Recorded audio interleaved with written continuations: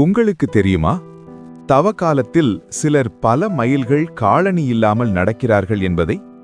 இது ஒரு சாதாரண நடைப்பயணம் அல்ல, இது ஒரு ஆன்மீக பயணம்.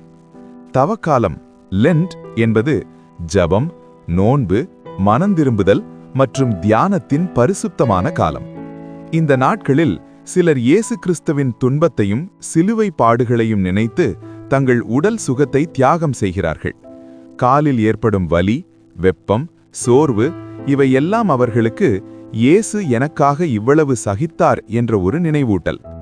காலணி இல்லாமல் நடப்பது தாழ்மையையும் தேவனுக்கு முன் ஒப்புக்கொடுக்கும் இதயத்தையும் குறிக்கிறது. ஆனால் உண்மையான அர்த்தம் காலில் காலணி இல்லாததல்ல, இதயத்தில் அகந்தை இல்லாததே முக்கியம். இந்த தவக்காலத்தில் நம்முடைய நடை மட்டுமல்ல, நம்முடைய இதயமும் தேவனை நோக்கி பயணிக்கட்டும். இந்த ஃபேக்ட் உங்களுக்கு பிடித்திருந்தால் லைக் செய்து மற்றவர்களுக்கும் பகிர்ந்து ஆசீர்வாதமாக இருங்கள். God bless you.